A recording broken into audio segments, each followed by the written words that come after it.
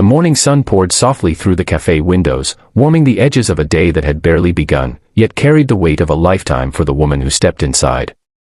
Her hands trembled slightly as she held the strap of her purse, trying to appear calm, trying to pretend she belonged in a world that wasn't built for her. She had gone through this routine hundreds of times, ordering a simple cup of coffee, but today felt different. Today, her courage felt thinner, her confidence felt cracked, and the silence around her felt heavier than usual.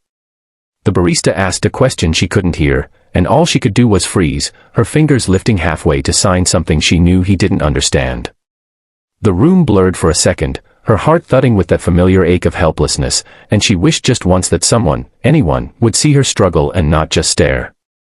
If you believe in kindness, second chances, and small moments that change lives, make sure to like, comment, share, and subscribe to Kindness Thread. Your support helps these true-hearted stories reach more people who need a little light. Her name was Emily, a woman in her late 20s whose silence wasn't a prison, but the world around her turned it into one. Being deaf wasn't her weakness, people's impatience was. She had mastered sign language, learned to read lips in fragments, practiced writing orders on her phone, and even rehearsed her coffee order dozens of times in the mirror.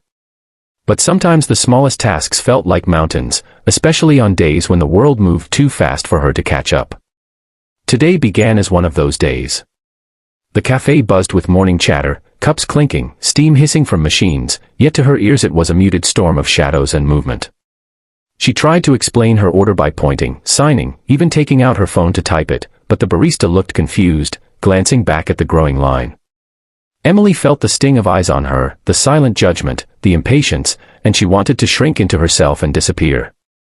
She wondered how something so simple could make her feel so invisible, so painfully alone. She lowered her hands, defeated, and was seconds away from walking out when a small hand tugged gently at her coat. She turned and saw a little girl, maybe 8 years old, with a bright pink backpack and the kind of innocent curiosity that reminded Emily of the softness the world once had.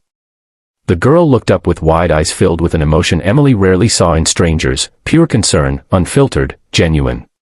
The girl didn't speak, she simply touched her father's apron and looked between him and Emily in a way that suggested she saw something no one else did. Her father, a tall man with kind eyes and a quiet strength, wiped his hands on a towel and stepped closer. His daughter tugged again, as if urging him to help. He leaned slightly toward Emily, and before she could panic or retreat, his hands began to move, slow, clear, graceful. He was signing. Emily's breath hitched as she blinked, unsure if she had imagined it. But no, he was signing. He asked her what she wanted to order, and the relief that flooded her chest was so overwhelming she nearly forgot to answer.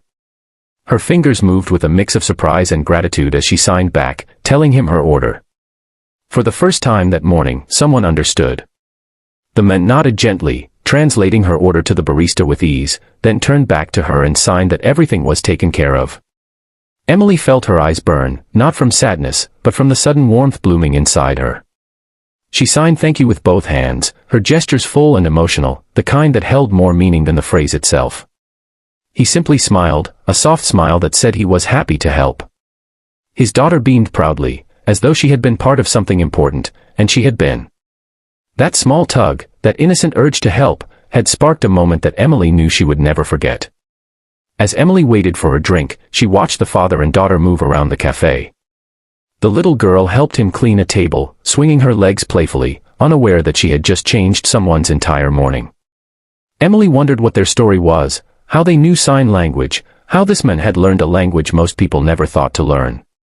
She didn't know their background, but she could see the compassion in his posture, the humility in his movements, and the kindness that seemed woven into the very way he interacted with the world. Her drink was placed in front of her, and she felt a lump in her throat as she picked it up. The father signed, "Have a good day," and his daughter waved, smiling with a glow so contagious that Emily couldn't help but smile back.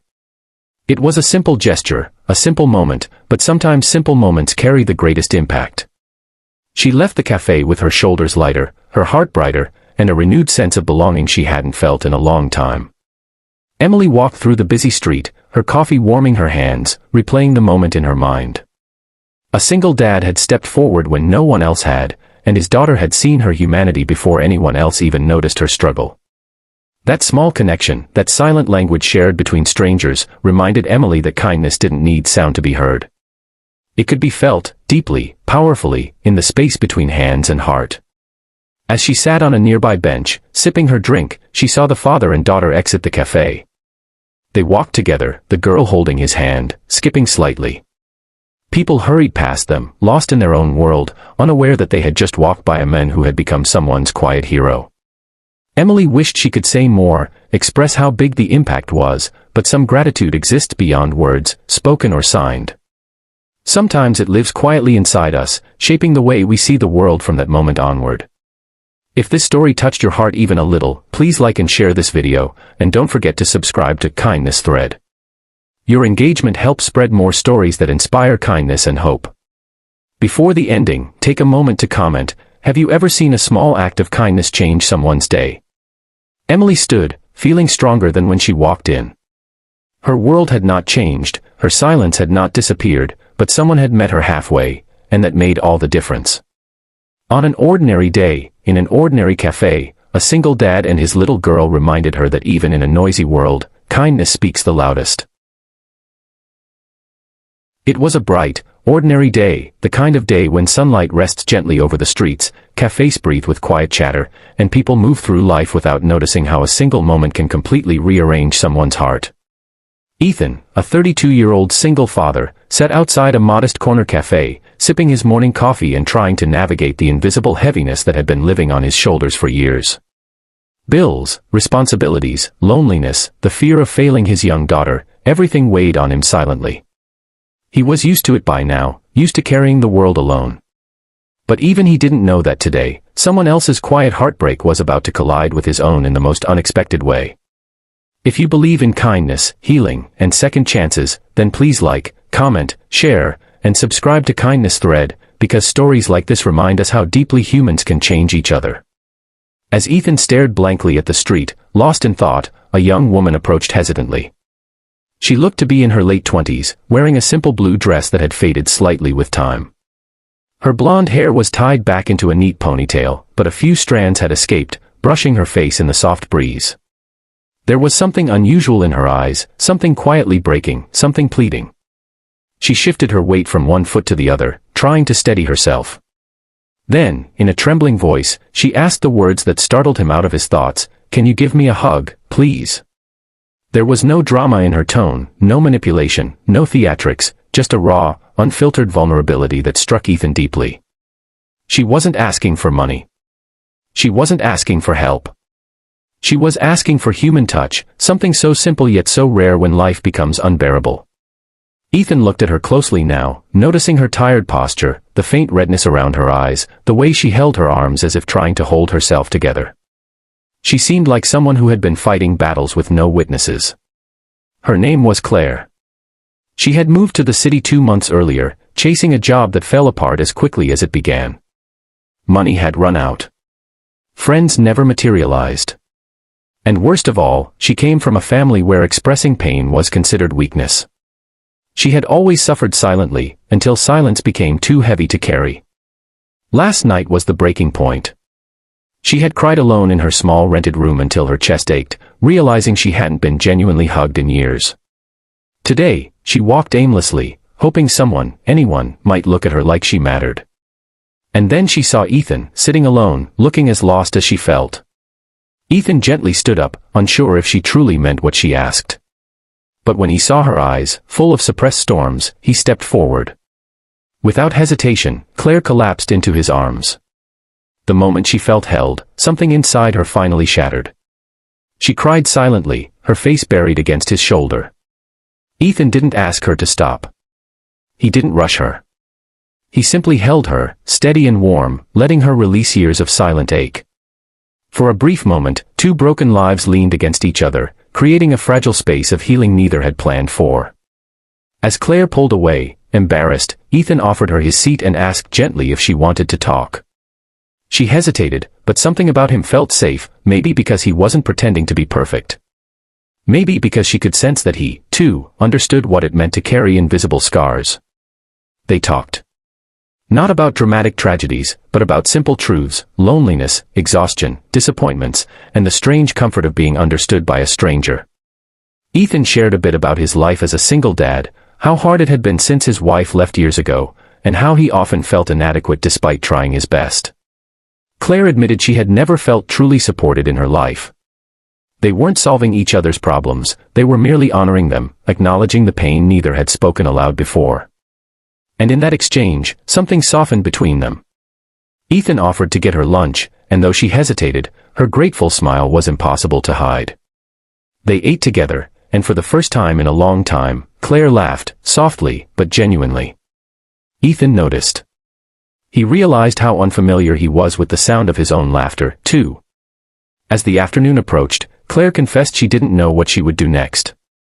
Not in a dramatic way, just honestly, vulnerably. Ethan thought for a moment.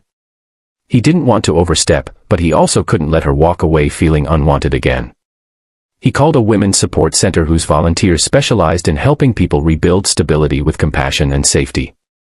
When Claire heard them speak kindly to her on the phone, a fresh wave of emotion struck her, not despair, but relief. Ethan stayed beside her until the volunteer arrived. Before leaving, Claire looked at him with eyes that finally held light instead of heaviness. She thanked him, not for saving her, not for solving her problems, but for seeing her, for giving her a moment of human warmth when she needed it most. If this story touched your heart, please like, share, comment, and subscribe to Kindness Thread to help spread more healing, human stories like this. Before we end, tell us in the comments, would you have given her that hug? The music room fell silent the moment she walked in. Her shoes were worn, her uniform slightly faded, but her eyes carried something rare, a quiet fire that refused to be put out. Every student turned to look as she clutched her old guitar, the one she had repaired with tape more times than she could count. The grand piano in the corner gleamed under the stage lights, but she had no piano, no luxury, no backup singers. Just her trembling hands and a heart that wouldn't give up. Before we go any further, if you believe in kindness, second chances, and the beauty of never giving up, please take a second to like, comment, share, and subscribe to Kindness Thread. Your support helps us spread stories that remind the world that compassion still exists. Her name was Lena, the maid's daughter. Her mother worked for one of the wealthiest families in the city, the Winthrops. Every morning, while her mother cleaned their marble floors, Lena listened from outside the music hall where the elite students practiced. She loved music, but music didn't love her back, at least that's what the world told her. She couldn't afford classes, instruments, or even proper sheet music. Yet she memorized every melody she overheard, every Mozart sonata, every Beethoven line. Then came the day of the annual scholarship audition at Ridgewood Academy. A single performance could change someone's life. The winner would get a full scholarship and a chance to perform in Vienna. For most, it was just another competition. For Lena, it was her only door out of poverty. But there was a problem: Ethan Winthrop, the billionaire's only son. Handsome, confident, and untouchable. He ruled the school with a charming grin and the arrogance that came from never being told no. Music was his toy, not his dream. When he heard Lena had signed up, he laughed. "Sing this Mozart piece and I'll marry you," he joked in front of everyone. The students erupted in laughter. For them, the idea of a maid's daughter winning, let alone impressing Ethan, was ridiculous. Lena smiled faintly, her eyes burning but steady. She didn't reply, but that night she stayed awake practicing until her fingers bled. She didn't have sheet music, so she learned by ear, listening to old recordings from a cracked phone her mother had found in the trash. She hummed the notes to herself while washing dishes, whispered the rhythm while cleaning halls. Even exhaustion couldn't silence her determination. The day of the audition arrived. The auditorium glowed with gold and chandeliers. Students in crisp uniforms tuned their instruments while their parents chatted proudly in the front rows. Lena stood at the back, holding her guitar tightly, her heart pounding so loudly she thought everyone could hear it. She almost turned away, but then she saw her mother, standing by the exit, wearing her cleaning apron, tears already in her eyes. That was all the strength Lena needed. When her name was called, whispers rippled through the room. The daughter of a maid, standing before the finest students of Ridgewood. The judges barely looked up. Ethan leaned back in his seat, smirking. "Let's see the show," he whispered to his friend. Lena stepped up to the microphone. The guitar looked almost too big for her small frame. She took a deep breath, closed her eyes, and began.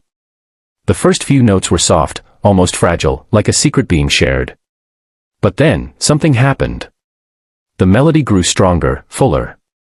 The guitar strings wept and soared under her touch, her voice carrying through the hall like warm light on a winter morning. Every note of Mozart's piece came alive, not in the perfection of technique, but in the depth of emotion. It wasn't just music, it was her story. Every struggle, every humiliation, every sleepless night turned into sound. By the second verse, the laughter had died. The crowd was silent. The judges leaned forward. Ethan's smile faded, his jaw tightening as he watched her pour her heart out. Her voice cracked once, but it only made it more real. By the time she reached the final note, you could hear nothing but breathing. Then, the last chord echoed, and broke the silence like glass. For a long second, no one moved. Then the entire hall erupted in applause. Students stood, teachers wiped their eyes, and even the headmaster rose to his feet.